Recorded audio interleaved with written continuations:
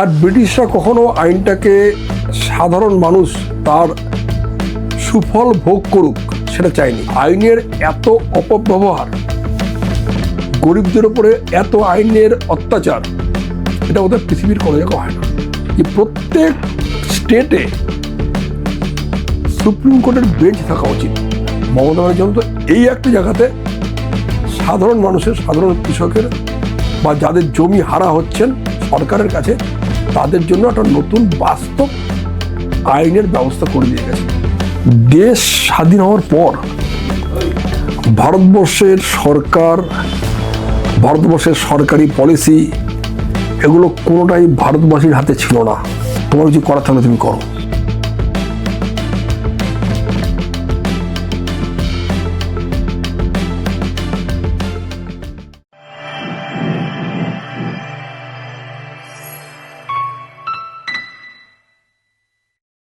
নমস্কার, এখন আপনারা দেখছেন টি নিউজ। আর আজকে আপনাদের সঙ্গে যিনি রয়েছেন তিনি রয়েছে আইনজীবী শান্তনু সিংহ মহাশয়। নমস্কার, আপনাকে টি নিউজে স্বাগত।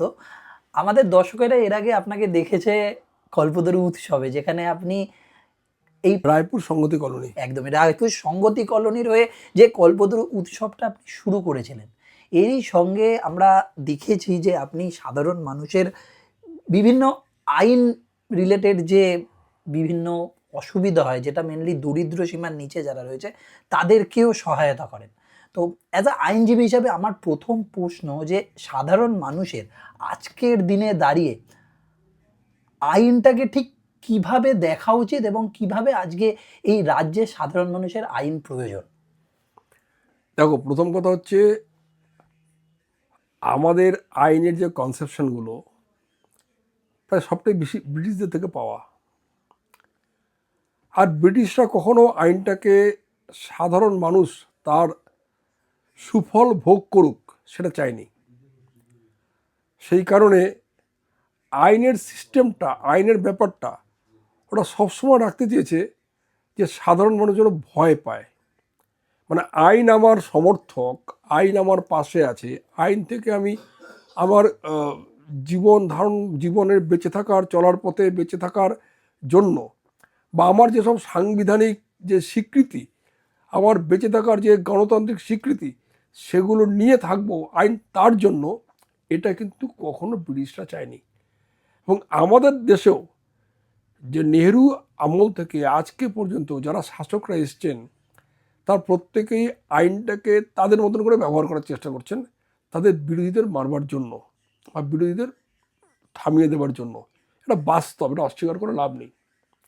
কেননা পৃথিবীতে বোধহয় ব্রিটিশরা যে রাজ্যগুলো ছেড়ে গেছে, যে দেশগুলো ছেড়ে গেছে, বিশেষ করে আমাদের উপমহাদেশে ভারত, পাকিস্তান, বাংলাদেশ, এগুলো দেখো, আইনের এত অপব্যবহার, গরিবদের উপরে এত আইনের অত্যাচার, এটা ওদের পৃথিবীর কোনো জায়গায় হয় না। তুমি যদি একবার জেলখানাগুলোতে একটা ডাটা নাও, দেখবে যারা অ্যাকিউজড হয়ে আছে, যারা আন্ডার ট্রায়াল প্রিজনার হয়ে আছে, বা যাদের শাস্তি হয়েছে, তাহলে সবাই 90% হচ্ছে সাধারণ দরিদ্র পরিবারের, যাদের আইনের মিনিমাম সাপোর্ট নেওয়ার ক্ষমতা নেই। এই জায়গা থেকে মনে হয় যে কোনো সরকারেরই কিছু ভূমিকা পালন করা উচিত, যে আইনটাকে আরও সহজলভ্য করে মানুষের কাছে তুলে দেওয়ার। একদমই, আপনি এই কথাটা যে বলেছেন আমি সেই রেশটা ধরেই বলছি যে আজকে আমাদের রাজ্য এবং যদি কেন্দ্রে দেখি, আইন এক ধরনের চলছে এবং রাজ্য পাট যেটা বলে সেটা আরেক ধরনের চলছে। দুটো সামঞ্জস্য একদমই নেই বললেই চলে। তো এই ব্যাপারে আপনার কি মতামত? দেখো, সামঞ্জস্য নেই যেমন সত্য, আবার সামঞ্জস্য আছে সেটাও সত্য। ব্যাপারটা হচ্ছে কি, যে আমাদের যেহেতু আইনের প্রশ্নে বললে, আমাদের আইনজীবীরা যদি মানবিক হয়ে গরিব মানুষগুলোর পাশে দাঁড়াই, তাহলে অনেকটা সাহায্য তারা পেতে পারেন। তাহলে আমি বলছি, সুপ্রিম কোর্টে একজন সাধারণ মানুষের আইনের মিনিমাম যদি সে অ্যাটেন্ড করতে চায়, যে আইনের মিনিমাম স্বীকৃতি, কনস্টিটিউশনাল রাইটের সামান্যতম অধিকার, তার পক্ষে পাওয়া সম্ভব নয়। এক, তাকে দিল্লি যেতে হবে।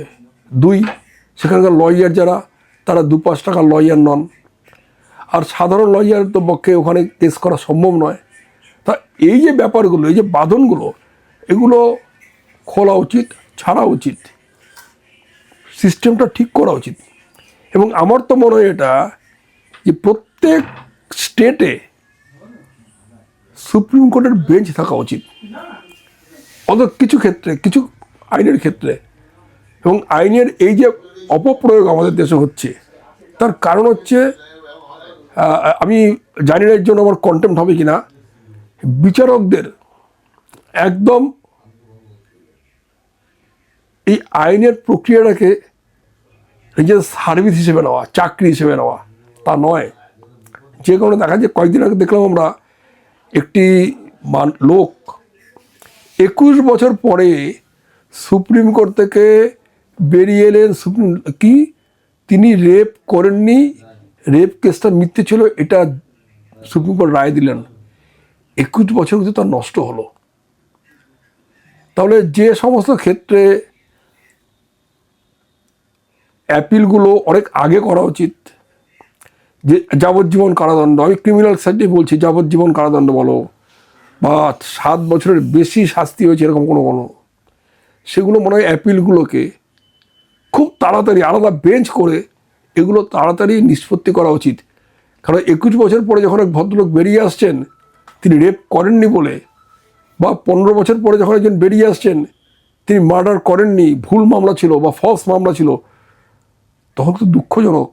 একটা লোকের 15 বছর চলে গেল, এবং সেখানে ওই উত্তম কুমার, সুচিত্রা, ছবি ঘোষের সিনেমার মতো, ওরা সিনেমা ছিল ঠিকই, কিন্তু বাস্তব জীবনতার প্রয়োগ, যে এর একটা জাস্টিফাইড রিজন থাকা উচিত।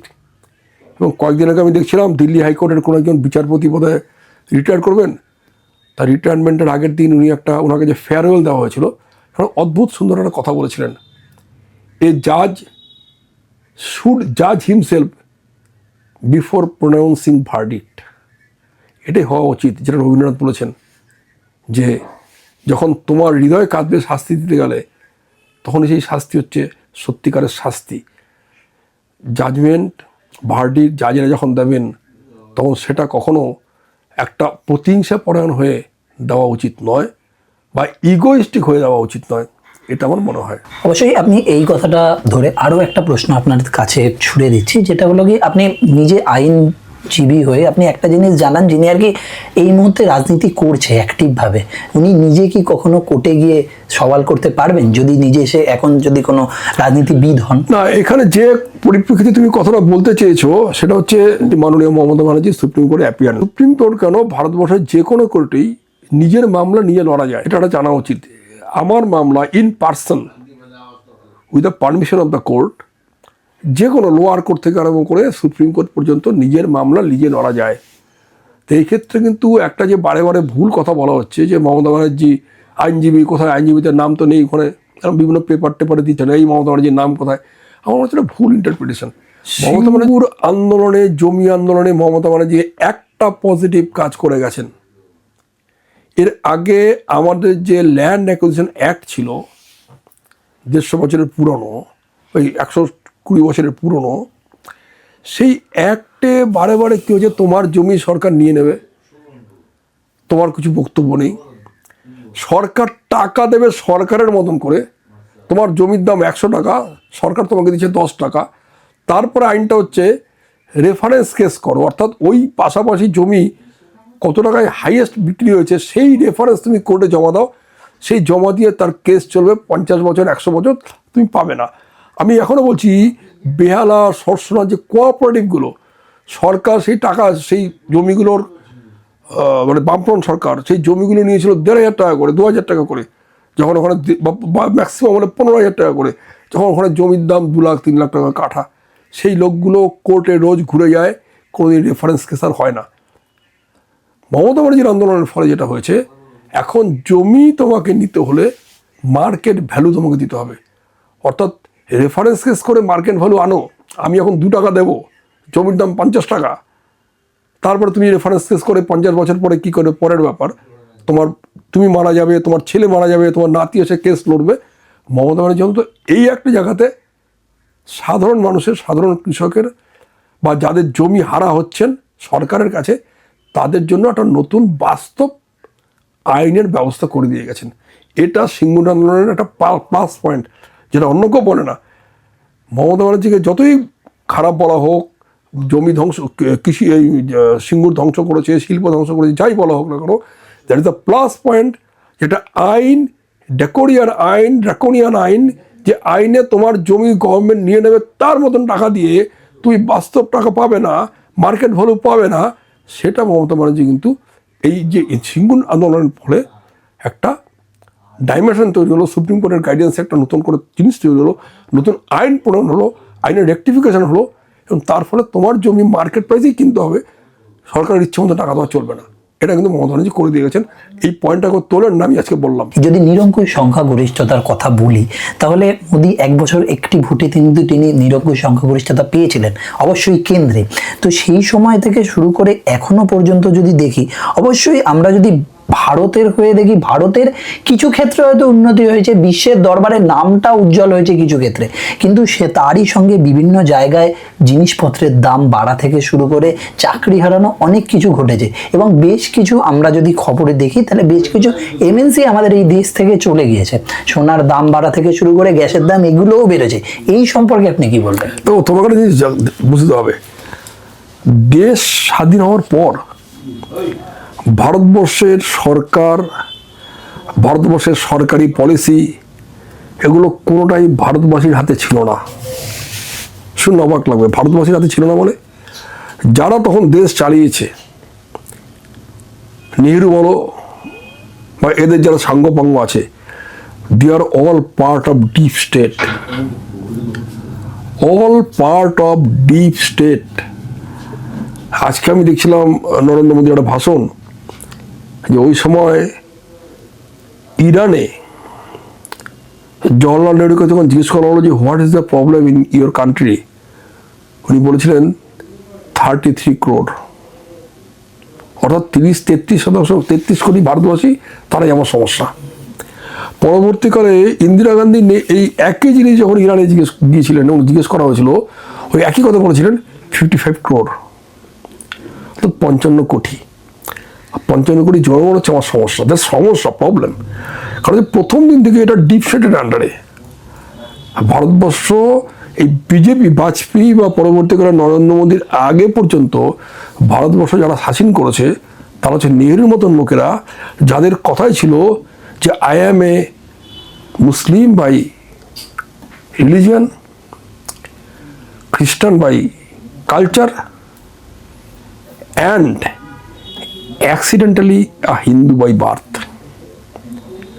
তা এরাই চালিয়েছে দেশ।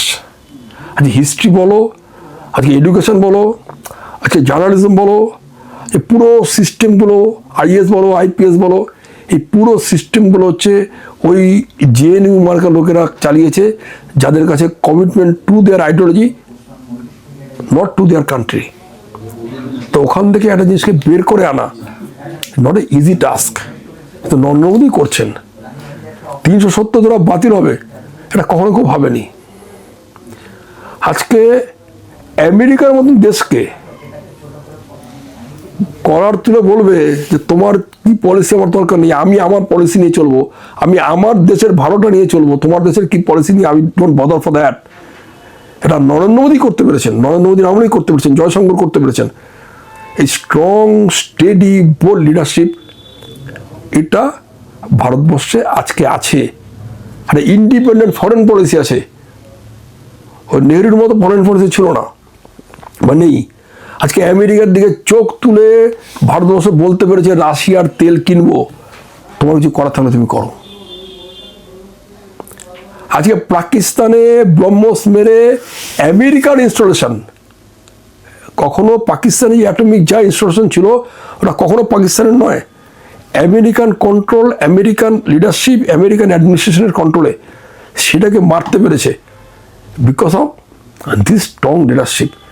আর একটু সময় দিতে হবে। 200 বছরের ইংরেজ শাসন আর তারই ট্র্যাডিশন মেনে কংগ্রেসের শাসন, সেখান থেকে বেরিয়ে আসা অন্তত 50 বছর লাগা উচিত। নরেন্দ্র মোদী কাজটা অনেক আগে করছেন, অনেক তাড়াতাড়ি করছেন, তার কিছু সমস্যা নিশ্চয়ই হবে। তো আলটিমেটলি আমরা আজকে ভারতবর্ষী হিসেবে দাঁড়িয়ে বলতে পারি উই আর ইন্ডিয়ান। তুমি যদি ইন্টারভিউগুলো দেখো বিভিন্ন জায়গায়, যারা আর্মির যারা রিটায়ার্ড এখন তারা নিজেরা বলছেন যে যদি আজকে সম্ভবত আমরা যদি সার্ভিস করতে পারতাম তাহলে আমরা ইন্ডিপেন্ডেন্টলি ডিসিশন নিতে পারতাম শত্রুদের বিরুদ্ধে, যেটা কখনো কংগ্রেস আমলে করা যায়নি। আমার এখন এই মুহূর্তে প্রশ্ন, আপনি বললেন যে সীমান্তে ব্রহ্মস মিসাইলের মতো বিভিন্ন ধরনের আমাদের শক্তিশালী সরঞ্জাম রেখেছি, তাহলে এই মুহূর্তে বাংলাদেশে যে অরাজকতা, সেই জায়গা থেকে ভারত কেন কিছু করছে না? এটা হলো প্রথম প্রশ্ন। এবং এরই সঙ্গে যেটা প্রশ্ন, আমরা যদি দেখতে পাই 1971 সালে যদি আমরা ফিরে যাই, সেখানে 3রা ডিসেম্বর 1971 অপারেশন চেঙ্গিস খান করেছিল কিন্তু পাকিস্তান, এবং সেই অপারেশন চেঙ্গিস খানটা পাকিস্তান ভারতকে অ্যাটাক করেছিল।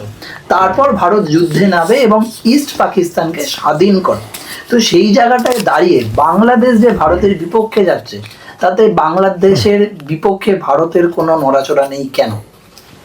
দেখো, দুটো পরিপ্রেক্ষি আলাদা।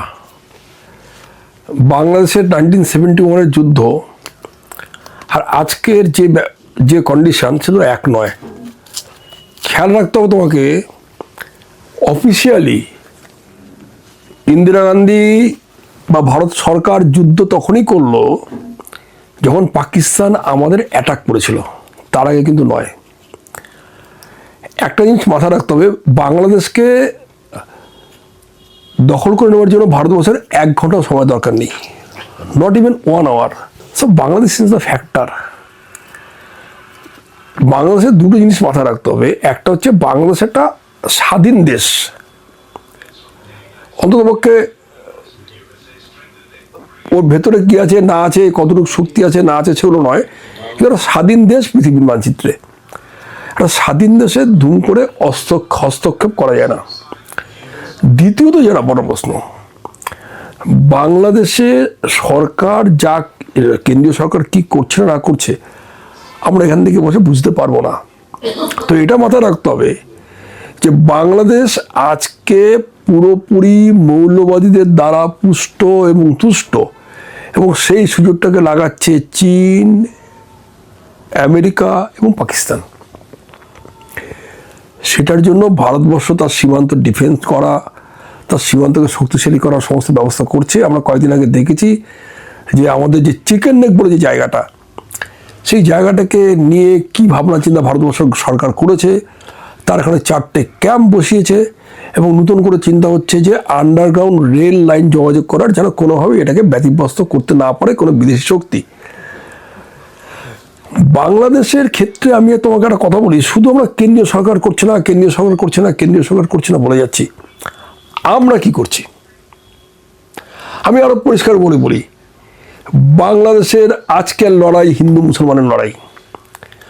বাংলাদেশের আজকের লড়াই হচ্ছে যারা এই পবিত্র বইটা পড়ে মনে করে কাফেরদের হত্যা করা একটা পুণ্যের কাজ, তাদের সাথে সেই কাফেররা যারা মরছে রোজ দিন, তারা কেন অস্ত্র হাতে তুলে নিতে পারলো না? তার কারণ এই ডাইমেনশন, এই ওরিয়েন্টেশন হিন্দু বাঙালির নেই। আমি একটা বলি, চট্টগ্রাম বিপ্লবে পুরো বিপ্লবটাই সাধিত হয়েছে হিন্দুদের দ্বারা। তারা অস্ত্র চালিয়েছে, তারা ইংরেজদের সঙ্গে লড়াই করেছে, তারা ফাঁসি দিয়ে গেছে। আমি চট্টগ্রাম কথাটা পার্টিকুলার এই কারণে বললাম, সেই চট্টগ্রামের 2জন লোকের কথা আমরা জানি, গণেশ ঘোষ এবং অনন্ত সিংহ। দেশভাগের পর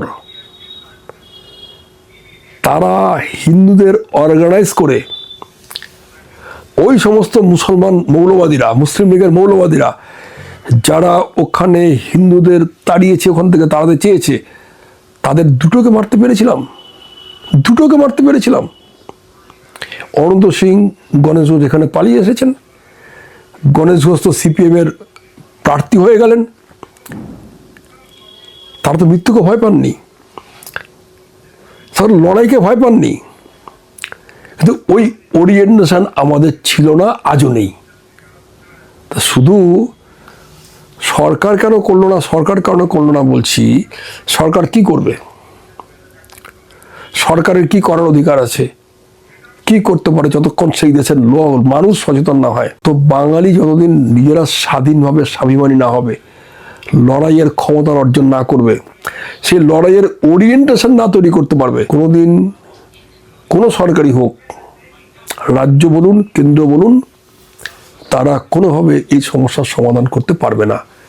এই সমস্যার সমাধান করতে হলে বাঙালির চেতনাকে জাগাতে হবে। আমি অ্যান্টি মুসলিম কথা বলছি না, আমি একবার মুসলিমদের ইন জেনারেল মুসলিমের কথা বলছি না। তো যে মুসলিম বিশ্বাস করবে যে কোরআনের কাফের দিয়ে হিন্দুদের খুন করা উচিত, হিন্দুদের মারা উচিত, হিন্দু মেয়েদের রেপ করা উচিত, তাদের বিরুদ্ধে লড়াই আমরা কেন বাংলাদেশে করতে পারলাম না, আজও করতে পারি না, পালিয়ে দেশে চলে আসি, সেই প্রশ্নটা আমাদের নিজেদের করতে হবে। আর এই প্রশ্নটা যদি করে উত্তরটা পাই, তাহলেই বাংলাদেশে লড়াই করা সম্ভব। এখান থেকে ইন্ডিয়ান ফোর্স গিয়ে বাংলাদেশে লড়াই করতে পারবে না ইন দ্য সেন্স যে ওদের মধ্যে, মনের মধ্যে যা ঢুকে আছে, যেটা সুন্দর করে বলেছিলেন আমাদের বঙ্কিমচন্দ্রের দাদা, যে জঙ্গল থেকে বাঘ নিয়ে আসা যায়, তো বাঘের মন থেকে কি জঙ্গল থেকে পাঠানো গেল? যায় না। ইসলাম যার মধ্যে ঢুকে আছে, ইসলামের কাফের তথ্য যার মধ্যে ঢুকে আছে, যে মনে করে একজন কাফেরকে মারতে পারলে সে গাজী হবে, আর গাজী হয়ে সে জান্নাতে যাবে, আর 72টা মেয়েকে নিয়ে ফুর্তি করবে, তাকে শুধুমাত্র সামরিক শক্তি দিয়ে সমস্যার সমাধান সম্ভব নয়। সেটা করতে হলে তার ভেতরের লোককে দরকার। ইসরায়েল করতে পারছে, তার কারণ ইসরায়েলে কখনো বিশ্বাসঘাতক জন্মায় না। ইসরায়েল করতে পারছে, গাজা ধ্বংস করে দিয়েছে, হিজবুল্লাহ বলে কেউ নেই। আজকে যত টেরোরিস্ট ওখানে রোজ ওরা মারছে এবং মানে ফটো দিচ্ছে, এলিমিনেটেড, লুকিয়ে ছিল নয়, একে খুন করেছি, এটা আমাদের দায়িত্ব, আমাদের স্টেটকে বাঁচানোর জন্য, আমাদের দেশকে বাঁচানোর জন্য। আজকে এখানে করলে আমরা যারা বাঙালি উদ্বাস্তু পর থেকে পালিয়ে এখানে এসেছি, যারা মুসলমানদের লাঠিকে এখানে দাঁড়িয়েছি, তারাই বলবো মোহাম্মদ সেলিমের দাওয়াত ঠিকই আছে, কিন্তু হিন্দুদের কথা বলা যাবে না। তা ভেতর থেকে যদি আমরা পরিষ্কার না হতে পারি, এই সমস্যার সমাধান হবে না। ভেতর থেকে হিন্দু, কিন্তু আমরা যদি এই আফটার আমাদের মোদি গভর্নমেন্ট যখন থেকে প্রধানমন্ত্রী হয়েছেন, তারপর থেকে যদি দেখি, আমাদের যদি তার আগে আমাদের ইতিহাস যদি দেখি, আমাদের দেশ স্বাধীন হয় নেতাজি সুভাষচন্দ্র বোস থেকে শুরু করে মাস্টারদা সূর্য সেন, সবাই কিন্তু বাঙালি ছিল। এবং সর্বপ্রথম আমাদের ভারতে অস্কার থেকে শুরু করে বিভিন্ন ধরনের যত রকমের পুরস্কার বেশিরভাগই কিন্তু বাঙালি নিয়ে এসছে। কিন্তু এখন যদি আমরা দেখি, যেটাকে বলে ট্রেন্ডে দেখা যাচ্ছে বাঙালিদের কিন্তু এখন যত পারছে অন্যান্য যারা আছে তারা চেপে দেওয়ার চেষ্টা করছে।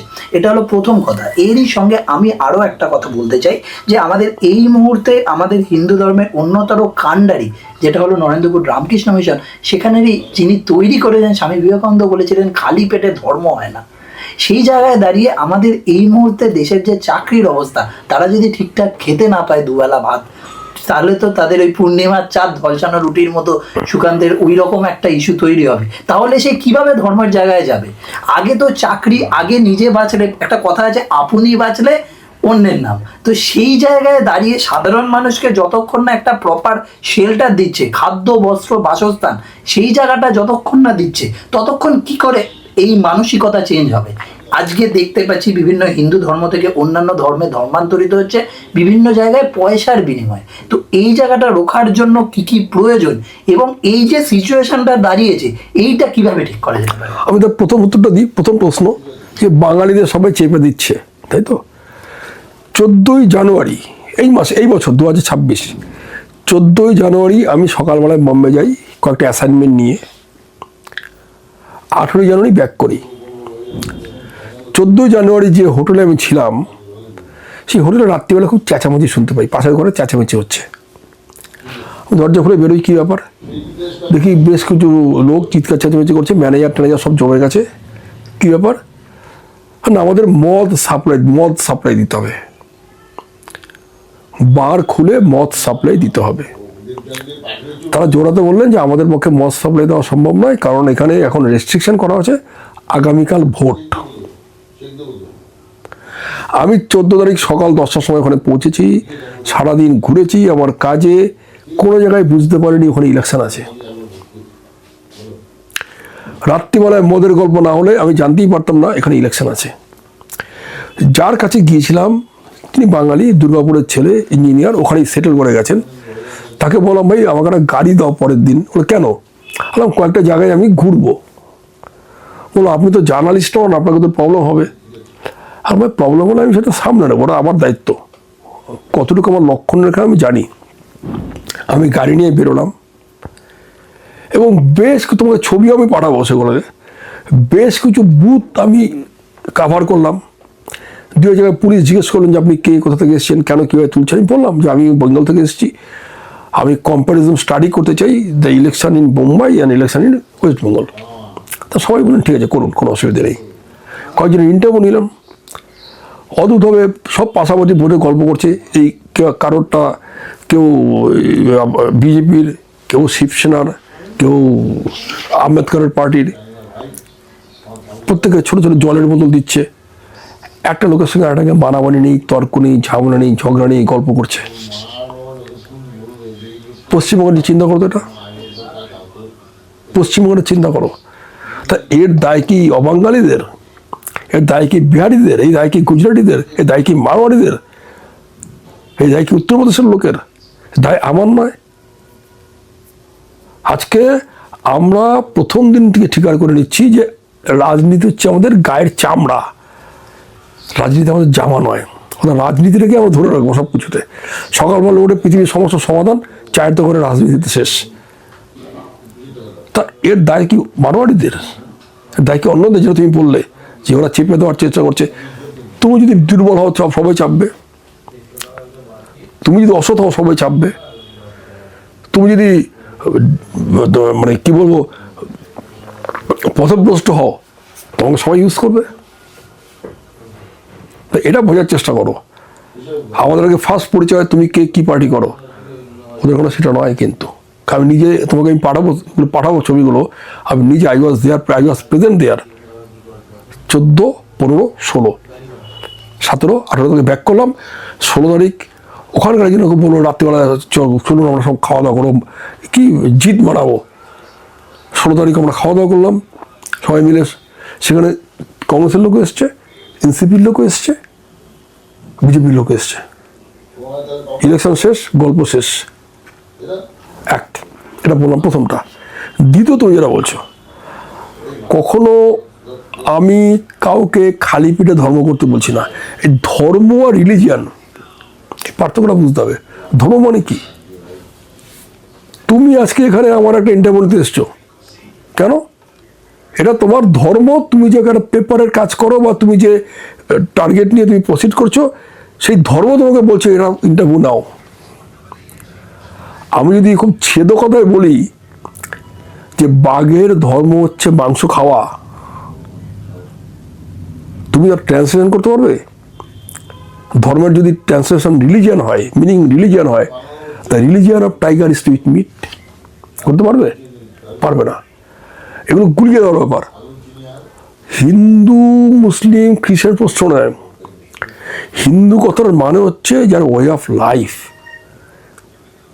আমরা কালচার, সেটাই আমাদের ধর্ম। কেউ বলছে না খেয়ে কাজ করতে, কিন্তু খেয়েও কাজ করা যায়, খাবারের অভাব নেই সেটাও প্রমাণ করা যায় যদি বাঙালিরা আমরা এগিয়ে আসি। বাংলার জন্য তোমাকে আরেকটা ছোট্ট উদাহরণ দিই, এগুলো তুমি প্রত্যেকদিন মেলাবে। আজকে গঙ্গাসাগরের মেলা হয় আমাদের এখানে। কোথায় হয়? পশ্চিমবঙ্গে হয়। সমস্ত ভারতবর্ষ শুধু নয়, পৃথিবী থেকে লোক আসে এখানে গঙ্গাসাগরে যাওয়ার জন্য। ময়দানে বিরাট বড় টেন্ট হয়, সেখানে সবার খাওয়া দাওয়ার ব্যবস্থা করা হয়। কটা বাঙালি ওখানে টেন্ট করে? কটা বাঙালি এনজিও আছে যারা ওখানে বসে? কটা বাঙালি এনজিও আছে যারা ওখানে খাবার দেয়? কটা বাঙালি ট্রাস্ট আছে যারা এগুলো করে, দেখে, দেখভাল করে? করে না। সব তো অবাঙালিদের। আমাদের কোনো দায় নেই, দায়িত্ব নেই। আজকে যদি বাঙালি ট্রাস্টগুলো যদি এগিয়ে আসতো, বাঙালিদের ট্রাস্ট সিস্টেমটাই বাঙালিরা বিশ্বাস করে না, আজ এগিয়ে আসতো, বাংলার মানুষের কোনো অভাব হওয়ার কথা নয়,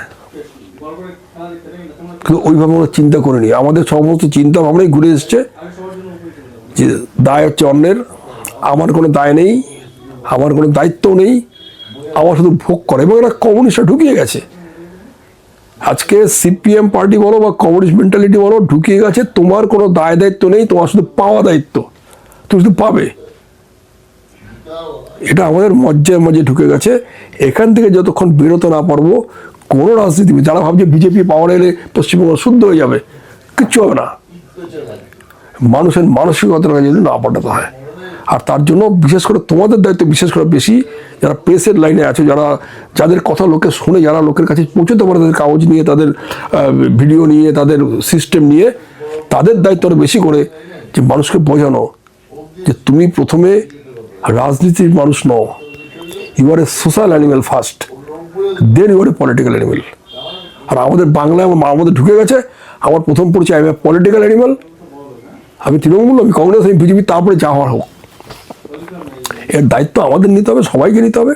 আর তোমরা যারা প্রেসার লাইনে আছো তাদের বিশেষ করে দায়িত্ব নিতে হবে, কারণ তোমরাই মানুষের কাছে তোমাদের বক্তব্য, কথা, অন্যের কথা সেগুলো তুলে ধরতে পারো, নিয়ে যেতে পারো।